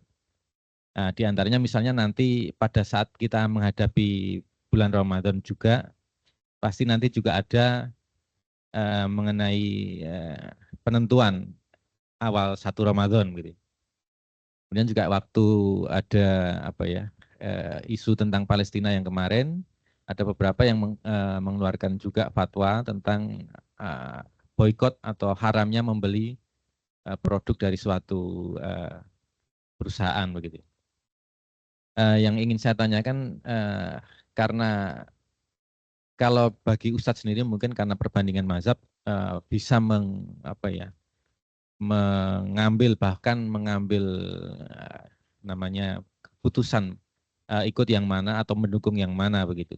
Tetapi bagi kami kalangan awam ini sebenarnya bagaimana kita memandang organisasi-organisasi tersebut. Kemudian mungkin tipsnya mana yang harus diikuti, karena kadang kalau kita harus juga memikirkan mencari tahu lebih jauh itu juga mungkin waktunya nggak cukup atau ya kita nggak mampu aja, nggak mampu untuk mana yang lebih benar begitu. Nah ini nanti mohon dari Ustadz bisa memberikan pandangannya mengenai organisasi-organisasi ini sebenarnya, karena kemudian kalau kita bilang mewakili otoritas Islam, saya kira nggak ada yang mewakili karena semuanya juga hanya bagian begitu ya. Nah kemudian juga tadi pandangannya terhadap organisasi-organisasi tersebut dan kemudian juga bagaimana kita menyikapi suatu fatwa atau kita bagaimana mengambil fatwa yang mungkin bisa kita pegang begitu. Mungkin itu saja. Terima kasih. Ini babnya besar sebetulnya ya. Kasus yang dipertanyakan bagaimana menyikapi organisasi-organisasi keislaman di Indonesia. Kami bingung misalnya mau melok yang mana. Ini punya fatwa, ini punya fatwa. Begini Pak. Saya coba tarik sampling saja antara NU dengan Muhammadiyah, gitu ya. Sebetulnya perbedaan di antara keduanya itu berawal dari kultur medan dakwahnya. Jadi Kiai Haji Ahmad Dahlan atau nama aslinya adalah Muhammad Darwish. Itu berguru dari guru yang sama. Ya. Dari Syekh Ahmad Khatib Al-Minangkabawi, Minangkabau. Dengan Syekh Yasin ya, dengan ulama-ulama di Mekah sama gurunya. Kiai Hashim Asy'ari juga begitu. Cuma Kiai Hashim Asy'ari pendiri NU itu terjun berdakwah di Jombang, Tebu Ireng, lingkungan Jombang. Yang saat itu ya pedesaan sekali. Desa, wong kampung, wong tukang sawah, kebon. Sedangkan Kiai Haji Ahmad Dahlan terjun di Yogyakarta yang saat itu adalah ibu kota negara. Ini orang-orang perkantoran, Pak. Maka dari medan dakwah yang berbeda, punya sikap-sikap yang berbeda meski sumbernya sama. Akhirnya apa, Pak? Kalau diperhatikan di masjid-masjid NU yang di kampung-kampung itu, setelah azan misalnya, ada semacam senandung sholawat. Dan itu lama itu, Pak, bisa setengah jam itu. Jadi Allahu Akbar, selesai azan, mereka sholat qobliyah, nanti ada satu orang megang mic. Ada yang pakai senandung Jawa misalkan. Lir ilir, lir ilir, tandure wangso ngilir ta ijo royo royo, dan seterusnya. Kenapa? Karena Kiai Hashim Asy'ari itu berdakwah di kampung. Orang kampung ini saat bunyi azan masih di kebon, masih di sawah, Pak. Sehingga kalau mau sholat, nunggu mereka tuh bisa setengah jam, Pak. Bersihin bajunya, mandi dulu, ganti sarung. Sehingga ngisi waktu nunggu jamaah yang banyak ini, ya, itu sampai kiainya itu sabar. Saking sabarnya diisi dengan apalah ya, diiming-imingilah, ayo sholat, disenandungkan dengan. Sehingga ada itu, akhirnya di NU terkenal adanya sholawat setelah azan. Sebetulnya itu media untuk menunggu jamaah yang nggak datang-datang. Kenapa nggak datang-datang? Karena di kebon. Berbeda dengan ya, Muhammadiyah. Ya. Terjunnya di mood mungkin. Jadi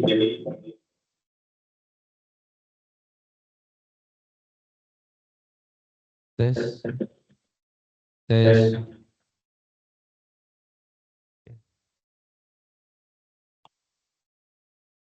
Suruh dibagi dulu snacknya kali, Pak. Tes 1, 2, 3, oke. Nah, Muhammadiyah karena berjuangnya di perkantoran, orang-orang kantor, begitu azan Allahu Akbar, ngumpul galo satu masjid. Tidak perlu disolawatin. Muncullah, jadi perbedaan-perbedaan yang muncul itu berdasarkan culture daripada lingkungan. Gitu ya. Makanya kalau Bapak perhatikan sampai sekarang, dan itu berawal dari situ sampai sekarang. Muhammadiyah berkembang di kalangan elit dan perkotaan. Makanya yang dibangun universitas dan rumah sakit. Sampai hari ini universitasnya hampir di setiap provinsi bahkan kabupaten. NU karena berjuangnya di grassroots di masyarakat, nggak bisa bangun bangun universitas. Bangunnya pondok pesantren. Makanya sehebat-hebatnya Muhammadiyah buat pondok, tidak akan sebisa sehebat NU. Tapi sehebat-hebatnya NU buat universitas, nggak akan bisa ngalahin Muhammadiyah. Memang dari historinya sudah, dan itu saya kira saling melengkapi, Pak ya. Tidak dilihat sebagai kontradiktif atau saling berbenturan. Saling melengkapi, satu berjuang di kalangan, bahkan sekarang Muhammadiyah mau buat ojek online juga, versi Muhammadiyah. Karena memang dia bergelut di kalangan elit, di kalangan modern. Sedangkan NU di kalangan tradisional. Begitu. Itu, jadi saya melihat keduanya sudut pandang kami sebagai dua organisasi yang saling menyempurnakan, melengkapi kekurangan. Nah, adapun titik-titik yang sama yang saling ini, itu bagian dari fastabiqul khairat, berlomba-lomba dalam kebaikan. Ya, di ranah yang tidak saling mengisi, yang kosong, itu mereka saling mengisi, saling menyempurnakan. Tapi di ranah yang sama, fatwa Hari Raya Idul Fitri misalnya itu di ranah yang sama. Ya sudah, itu berlomba-lomba dalam kebaikan. Gitu. Itu satu poin penting yang ingin kami sampaikan kalau berkaitan dengan organisasi ya. Yang kedua, nah ini yang juga bidang kami sebetulnya ya, masalah fatwa, masalah perbandingan mazhab gitu ya. Jadi kita sebagai umat Islam harus mencari tahu dulu atau membedakan dulu apakah masalah yang dibahas ini masuk dalam koridor akidah atau masuk dalam koridor ibadah. Ini atau saya simpulkan akidah atau syariah. Kalau di akidah kebenaran cuma tunggal. Pada prinsip ya, prinsip akidah itu tunggal. Artinya kalau sudah ada satu pendapat diikuti oleh mayoritas ulama yaitu Ahlus Sunnah wal Jamaah, maka bisa dipastikan pendapat kedua itu kesesatan. Itu dalam ranah akidah. Ya. Tetapi di ranah syariah ada benar ada salah, cuma salahnya pun berpahala. Salahnya pun berpahala.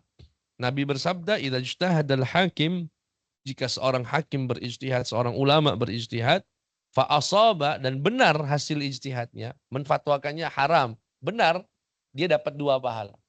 Kalau salah, dapat 1 pahala. Dapat 1, artinya 2 pahala itu pahala pertama berusaha mencari tahu hukum Allah, kedua pahala benar.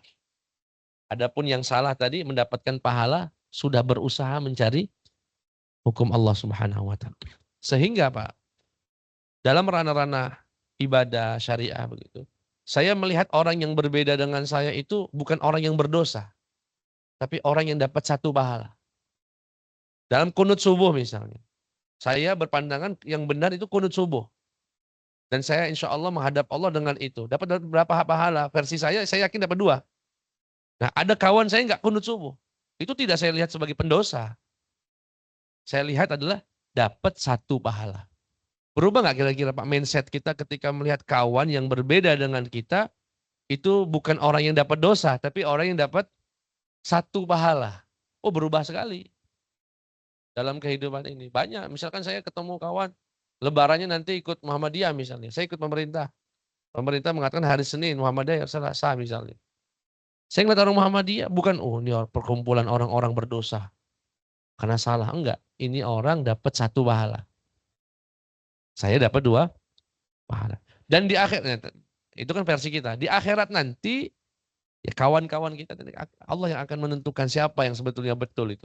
Akan dibuka semua tabirnya. Oh, yang betul itu yang enggak kunut subuh rupanya. Ya sudah, dapat 2 pahala. Yang enggak kunut, ya dapat 1. Jadi bukannya kemudian yang 1 surga, yang 1 masuk. Itu dalam ranah ibadah. Tapi kalau ranah akidah, enggak bisa. Karena akidah itu enggak bisa mengatakan ulama berbeda pendapat apakah Allah itu 1 apa 2. Itu akidah. Yang mengatakan Allah 2 pasti sesat. Pasti sesat. Gitu. Jadi kebetulan kalau kami kan bukan teologi ya. Bidangnya adalah yang di bagian syariahnya. Jadi dalam perbedaan madhab Imam Syafi'i, Imam Malik, Imam Hambali, kalau kita turunannya ke sini ke Muhammadiyah, NU, itu mereka itu sedang berlomba dapat 2 pahala atau 1 pahala. Bukan sedang yang 1 pahala, yang 1 dosa. Enggak.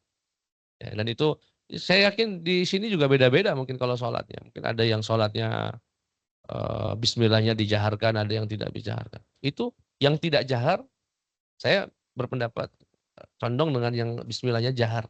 Maka saya kalau sholat di belakang orang yang nggak jahar, ya dia ini dapat 1 pahala. Dalam pandangan saya tidak seperti beberapa kelompok yang hadir di tengah masyarakat kita hari ini melihat orang yang berbeda dengan dia adalah ahli neraka. Beda dengan dia, nah itu saya nggak tahu syariat siapa yang diikutinya, pendapat siapa yang diikuti. Kalau ikut Nabi Muhammad SAW, perbedaan itu 1 dapat pahala, yang benar dapat 2 pahala, yang salah dapat 1 pahala. Selama kita mengikuti ya ijtihad yang benar, itu ulama yang representatif gitu ya. Itu kurang lebih Pak ya. Jadi Bapak ikut siapa, silahkan ya, apa yang sudah dijalani hari ini, insya Allah tidak selama mengikut organisasi-organisasi tadi, saya kira tidak ada yang keluar dari tuntunan syariat kita. Silakan. Iya. Iya.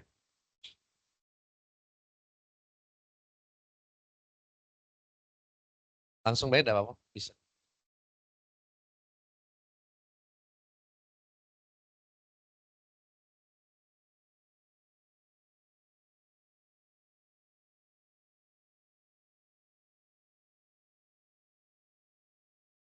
Oke. Penting sekali ini Pak, ini penting sekali. Nah, yang PR-nya adalah membaca kasus ini apa masuk akidah atau masuk, itu juga butuh ilmu sebetulnya.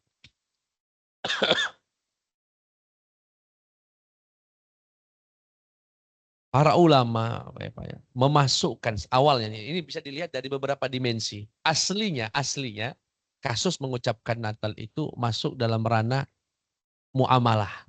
Muamalah itu dalam syariah, tidak dalam akidah. Jadi berinteraksi dengan kawan satu kantor, dia sedang merayakan hari rayanya, gitu ya. Kemudian kita bagaimana berinteraksi dengan dia? Apakah mengucapkan mengucapkan selamat atau tidak mengucapkan selamat? Ini belum masuk ke ranah akidah, masih ranah interaksi. Sehingga ijtihad ulama, boleh nggak saya mengucapkan Natal? Gitu ya. Jadi hukumnya boleh atau tidak boleh, haram atau bukan, kafir atau tidak kafir. Itu bahasanya akidah. Gitu ya. Jadi bahasanya boleh atau tidak boleh. Jujur saja, sejujurnya, kalau ikut kami guru-guru kami di Al-Azhar itu membolehkan mengucapkan Natal itu. Tapi saya pribadi enggak. Itu dan Azhar mengajarkan kami silahkan kritis, nggak harus sama juga dengan guru. Yang penting ada alasannya. Kenapa? Begini Pak, kalau saya agak dalam masalah Natal. Di Mesir itu agama cuma dua, nggak ada yang ketiga, Pak. Islam dan Ortodok.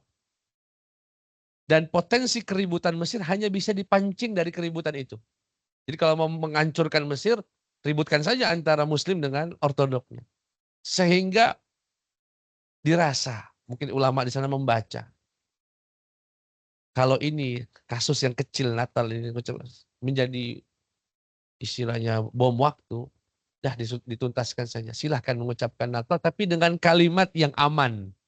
Misalkan, selamat berbahagia. Selamat ya kawan-kawan, liburan, asik nih lebaran, silakan.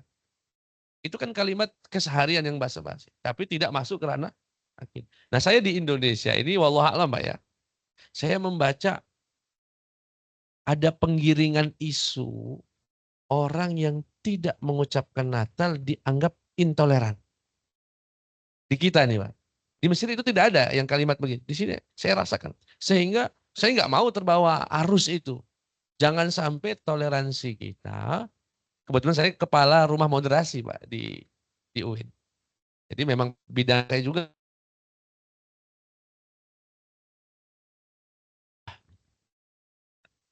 Toleransi itu jangan dibarometerkan dengan ucapan Natal, terlalu kecil. Nah, saya ini guru SD-nya, guru SMP saya itu Pak Gede, orang Hindu. Pak Nyoman, Pak Wayan, Pak Ketut, Pak Kristianto, itu kan Kristen. Saya kalau pulang ke kampung, sowan ke rumah mereka. Itu toleransi bagi saya adalah toleransi yang yang real. Saya datang, saya ngobrol, saya bawa oleh-oleh, saya cerita saya sekarang di mana. Dia juga nggak nyangka saya jadi ustadz. Karena dulu pas SMP nggak ada aura ustadznya, mungkin belum kelihatan. Ya, itu toleransi. Nah, di saat hari Natal atau hari raya mereka saya izin tidak mengucapkan, masa rusak? Saya menjaga toleransi 1 tahun, bertetangga dengan baik, saling tolong menolong. Kemudian saya dikatakan intoleran karena hanya di hari Natal saya nggak ngucap misalnya. Nah, ada penggiringan isu ini di media, Pak, di framing. Sehingga saya punya pandangan, oh tidak perlu. Kita buktikan saja toleransi kita tidak dengan kalimat itu, tapi dengan aksi. Makanya saya berpendapat mengucapkan Natal tidak perlu. Bahkan termasuk mengucapkan salam 5, saya selama jadi kepala rumah moderasi, belum pernah mengucapkan itu. Bukan karena saya tidak toleran, saya tanya langsung sama Uskup Agung, karena kita kan partner di kantor itu sama uskup, sama pendeta. Saya nanya langsung, uskup, ini uskup agung yang tinggal di KI sini. Menurut Katolik boleh nggak sih Bapak ngucapin Assalamualaikum? Wih, nggak boleh Pak. Nggak boleh. Menurut uskup agung itu nggak boleh. Kenapa? Ya Assalamualaikum kan berarti doa Tuhan mereka. Tapi saya tanya Konghucu, kawan dari Konghucu gimana? Nggak apa-apa mengucapkan selamat. Itu kan kebaikan semua. Oh ya sudah, pandangan dia boleh kan Pak. Artinya antara pemeluk agama sendiri itu sebenarnya nggak satu suara. Sejak kapan kemudian toleransi dinilai dibarometerkan dengan ngucap salam 5? Itu kan, nah saya membaca itu di negeri ini. Saya nggak mau terarah, tergiring. Saya ingin membuktikan toleransi kita justru dengan aksi. Kawan saya tetangga ada orang Kristen butuh mobil saya ke rumah sakit pakai. Bila perlu bensin saya belikan. Itu toleransi yang sesungguhnya. Dia punya hajatan, saya bisa bantu apa, saya bantu. Tapi begitu masuk ranah agama, ya mohon maaf dulu misalkan saya. Gitu. Jadi saya selamat Natal ya dengan guru-guru saya. Kalau Bapak, saya tidak ucapkan. Tidak ucap. Tetapi ini ranahnya bukan akidah. Artinya kalau ada teman ulama yang membolehkan, tidak saya stigmakan kafir atau wah ini rusak akidahnya, enggak. Dia keliru bagi saya. Itu saja. Salah. Selama dia beristiadat, dia salah. Itu saja. Masalah hatinya membenarkan, nah itu udah masuk hati kan. Sudah teologi, akidah itu kan berkaitan dengan keimanan. Dia mengucapkan Natal dan membenarkan kalau memang Yesus anak Tuhan, ya itu lain cerita. Dan itu yang tahu Allah, isi hati. Tapi basa-basi, interaksi dalam berbicara, itu maksudnya ranahnya ranah syariah, tidak ranah akidah. Allah Ta'ala a'lam. Kira itu ya. Oh ada, ibu-ibu boleh. Ya mohon izin Pak Ustadz. Kalau banyak yang tanya, ntar aku pendekkan baik materi tadi. Iya. Silakan. Banyak pertanyaan tapi mungkin ada 3 sih. Tapi tadi yang pertama sudah terjawab sih dengan jawaban dari Ustadz. Pertama mungkin saya ingin menanyakan terkait cara sholat orang luar. Kalau ketika kita umrah atau haji keluar itu kan kalau kita lihat itu kan banyak sekali cara-cara sholat gitu ya Pak ya. Tapi tadi Ustadz sampaikan tidak perlu dibawa ke arah yang kontradiktif. Kemudian ini ada pertanyaan yang kedua, Ustadz tadi disampaikan Ustadz bahwa yang sholat belum tentu sabar, belum tentu disiplin juga. Nah ini mohon tipsnya Ustadz, gimana caranya itu biar memasukkan nilai-nilai sholat itu maknanya itu biar bisa masuk ke dalam darah daging kita, bahkan ke DNA kita gitu ya. Bahkan di dunia internet sekalipun itu ada anggapan bahwa orang Jepang tuh malah lebih muslim daripada orang yang muslim gitu kalau dalam hal kedisiplinan. Ini mohon tipsnya juga. Kemudian yang terakhir ini terkait baca Al-Qur'an Ustadz. Menurut Ustadz bagaimana ini kalau kita kan mungkin sering baca Quran targetnya khatam. Tapi kalau untuk baca maknanya ini agak kurang ini. Nah ini gimana Ustadz memandangnya gitu? Apakah lebih baik memang perbanyak khatam, maknanya tidak terlalu di ini karena mungkin keahliannya juga kurang atau bagaimana Ustadz? Terima kasih. Berarti 2 ya. Yang pertama sudah ini. Dan ini PR memang untuk kita. Ada satu ungkapan dinisbatkan kepada Syekh Muhammad Abduh, salah satu tokoh ulama di Mesir. Katanya, "Dhahabtu ila Auroba ra'aitul Islam bi ghairil muslimin wa dhahabtu ila Syarqil Awsat atau kama qala ra'aitul muslimina wala ya wa ma ra'aitul Islam wala aral Islam." Maknanya kurang lebih. Aku pergi ke Eropa. Eropa itu kan identik negara non muslim. Aku lihat Islam di sana tapi tak aku lihat muslim. Aku lihat Islam, tapi aku nggak ngeliat orang muslim nih. Aku balik ke negara muslim, aku lihat orang muslim, tapi tak aku lihat Islam. Gitu ya. Ini hati-hati juga memahami, jangan sampai liar. Ini maksudnya dalam konteks kehidupan sehari-hari dalam beberapa poin ya. Tidak semuanya juga itu benar kan. Maksudnya dari sisi kedisiplinan misalnya.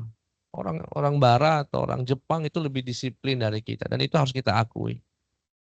Kebersihan, ya sampah-sampah luar biasa. Di kita sendiri berantakan sampah kita di mana-mana dan seterusnya. Tapi tidak seutuhnya benar karena kalau diteliti lagi kehidupan Barat itu lebih bahaya sekarang. Bahkan di Inggris itu Pak ada loket penitipan anak zina. Loket diresmikan oleh negara. Di Jepang dengan segala kebersihan dan itu, tapi dia punya gunung Okigahara sebagai gunung resmi untuk tempat bunuh diri.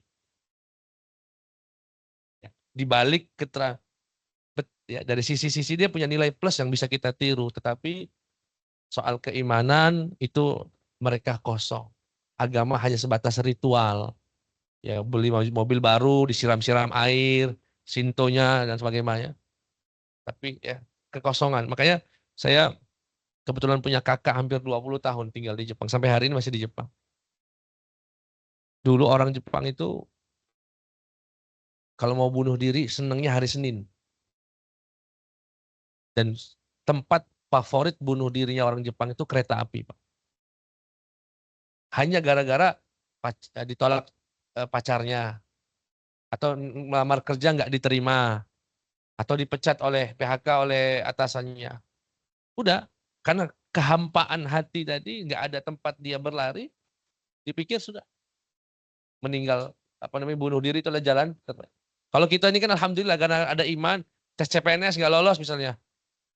Insya Allah kalau Allah nunjuk kita rezeki yang lain. Selalu ada kalimat-kalimat penghibur yang memberikan kita semangat lagi. Dan itu mahal sekali harganya, makanya jumlah. Ya. Bapak mungkin pernah baca indeks kebahagiaan ya, ada sensus tentang indeks kebahagiaan. Negara paling kaya di Asia ini kan Singapura, Pak. Tapi negara dengan indeks kebahagiaan paling buruk Singapura. Artinya nggak seiring kekayaan ekonomi dengan kebahagiaan. Jumlah bunuh diri di negara-negara mereka itu lebih besar dari kita.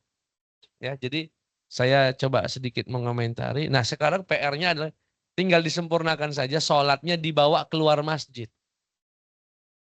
Selama ini kan sholat itu hanya di atas sejadah.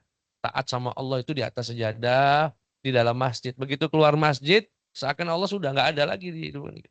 Dan ini perlu dari edukasi. Edukasi, pembelajaran, mulai dari cara buang sampah. Ya alhamdulillah Pak. Saya coba praktekkan dalam hidup pribadi saya. Saya belum pernah seumur saya belajar buang sampah dari jendela mobil. Alhamdulillah. Tapi akhirnya bertumpuk di pintu. Nggak apa-apa, nanti kan saya kumpulkan, saya buang di kotak. Tapi itu belajar dari hal yang kecil. Saya merasa saya sholat kok saya buang sampah di jalan. Malu saya. Ya. Sebetulnya kalau mengikuti sunnah Nabi Muhammad SAW, luar biasa sekali. Jadi kita ini, Ibu, jawabannya adalah bukan kurang sholatnya. Kurang membawa nilai-nilai sholat itu ke dalam kehidupan sehari-hari. Dan kurang mengenali sunnahnya Nabi Muhammad SAW. Wah, surah Nabi Muhammad kalau masalah bersih, ya Allah Pak, bersih sekali. Jangankan bersih masalah sampah Pak ya. Ya. Nabi Muhammad SAW makan kurma saja, itu sangat higienis sekali. Saya mungkin pernah ngajar di sini, saya tunjuk tahu bagaimana cara Nabi mengeluarkan buah kurma, biji kurma. Nabi itu kalau makan kurma, Pak, ini kurma misalnya, makan, mengeluarkannya itu di sini, di dua jari ini. Nah, itu cara Nabi makan kurma, makan, ambil kurmanya, makan. Ini punya misalnya, mengeluarkan bijinya di sini, ditaruh. Kenapa Nabi nggak ngambil? Kalau kita kan ngambilnya pakai ini Pak ya, makan kurma, mengeluarkannya pakai. Kenapa? Karena Nabi tahu ini jari kalau sudah kena, kan mau ngambil lagi Pak. Ya kalau ngambilnya langsung, kadang milih. Akhirnya terkontaminasi nggak itu Pak? Sekecil itu Nabi perhatikan. Bayangkan. Ya kalau kurma punya sendiri, kalau kurma makan bareng sama orang. Kalau dia punya penyakit, subhanallah. Cuma kita tidak kenal dengan nabinya. Nabinya itu cuma maulid Nabi sudah. Salawatan. sunnahnya. Makanya di kajian kita di hari Kamis itu kan keseharian hidup Nabi Muhammad itu bagaimana. Jadi kurang meresapi saja Ibu. Kurang meresapi membawa nilai-nilai sholat itu ke dalam kehidupan. Bagaimana ya ngaji, kemudian dihayati, dipraktekkan, dieksekusi. Tanamkan kecil-kecil, jangan buang sampah misalkan. Di kedisiplinan dan seterusnya. Yang ketiga tadi saya agak lupa yang terakhir. Oh, baca Quran. Apakah lebih baik ya secara kaidah kualitas dikedepankan dari kuantitas dalam Islam ini. Al-kaif muqaddamun al-kam, begitu kaidahnya. Kualitas artinya membaca sedikit tapi dia tahu arti itu lebih baik dari baca Quran hatam tapi nggak tahu artinya. Itu secara teori. Tetapi dengan keterbatasan dan sebagainya, jangan juga nanti gara-gara itu laju nggak baca tafsir, nggak baca juga Qurannya. Alasannya percuma lah aku baca, aku nggak tahu artinya. Oh enggak, baca saja. Hatamkan Quran enggak apa-apa. Ya. Dengan membangun kesadaran bahwasanya memahami arti pesan Al-Quran itu sangat penting. Bahkan lebih penting dari banyaknya hatam Quran. Ya. Wallahu a'lam. Silakan Kak. Ya, terakhir ya.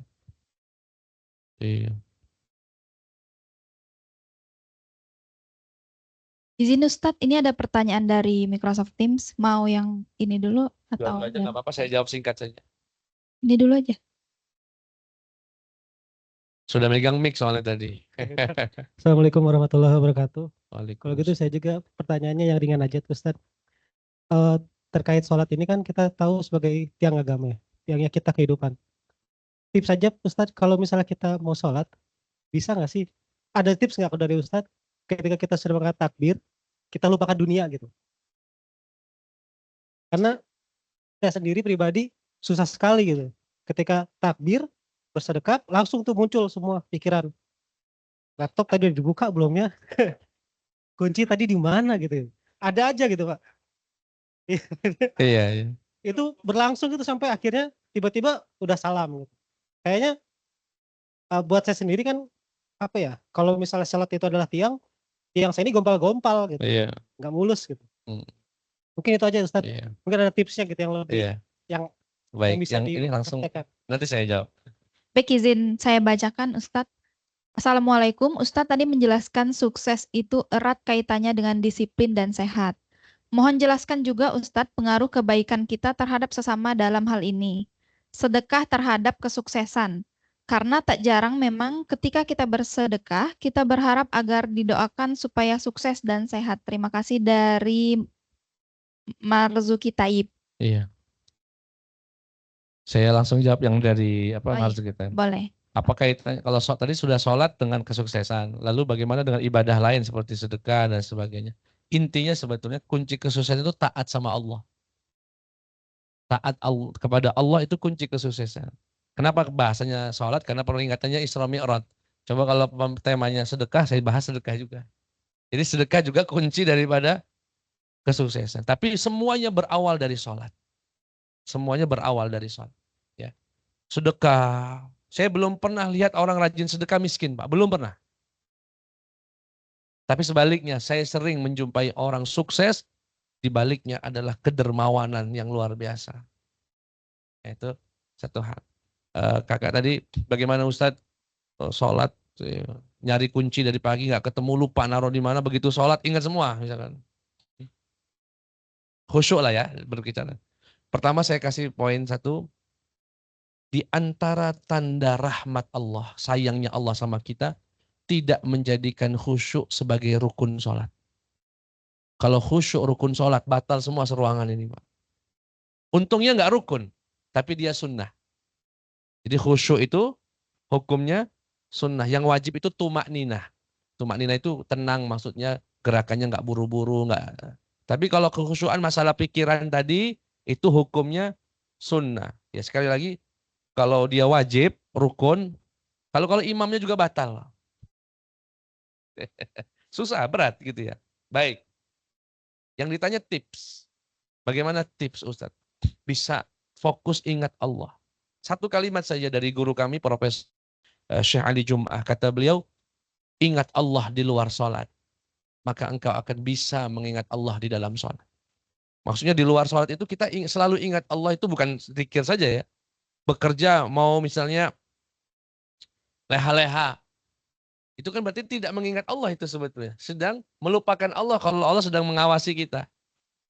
Ghibah, ngomongin aib orang, kerja terlambat, kerja nggak tuntas, bohong, nipu orang, misalnya, dan dari hal yang kecil-kecil, masih buka aurat, itu kan maksiat sama Allah semua. Artinya nggak ingat Allah di luar sholat. Begitu sholat, pengennya ingat Allah. Allah itu bukan panggilan yang kapan kita mau panggil kemudian hadir. Tapi selama dia di luar sholat taat dengan Allah, begitu ngeliat sesuatu yang maksiat dia astagfirullah. Ketika dia ada tawaran untuk haram dia astagfirullah. Dia tolak, kerja dia maksimal, ya. Dia tutup auratnya, dia jaga kalimatnya, dia nggak gibahin orang. Begitu datang ke sholat, memang sudah biasa berjam-jam mengingat Allah begitu sholat. Tapi mohon maaf ketika kita di dunia lalai dengan Allah, yang kita pikirkan adalah begitu mau sholat, yang diingat yang di dunia tadi, apa yang dia ingat. Jadi kunci clue-nya adalah quote-nya gitu ya. Ingatlah Allah di luar sholatmu, maka engkau akan mampu mengingat Allah di dalam sholat. Wallahu ta'ala a'lam. Sekira cukup ya. Insyaallah. Baik, kita cukupkan untuk sesi diskusinya. Alhamdulillah, terima kasih kami ucapkan kepada Ustadz Bittoh Purnomo. Semoga apa yang disampaikan dapat kita jadikan teladan dan pedoman hidup kita ke depannya. Sebagai penutup, kami mohon berkenan kepada Ustadz untuk sekaligus memimpin doa bersama.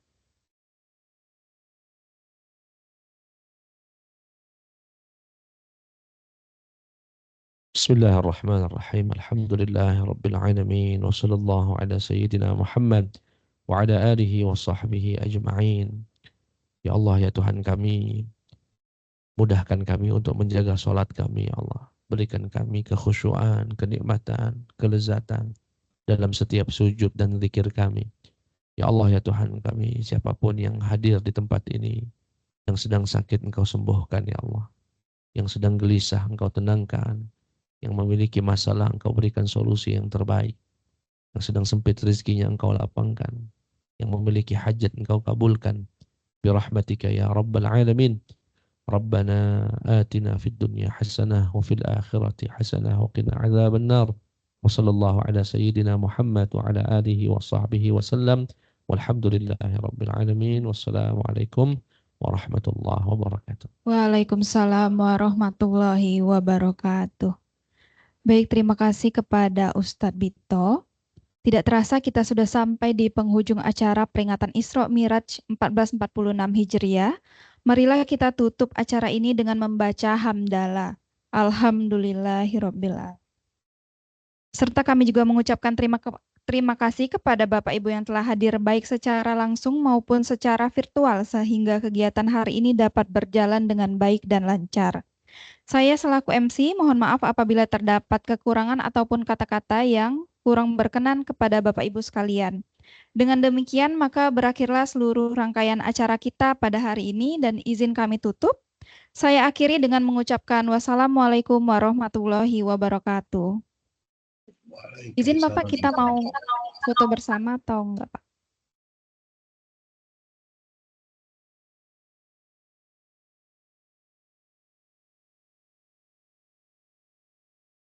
Izin Bapak Ibu, kita foto bersama terlebih dahulu ya.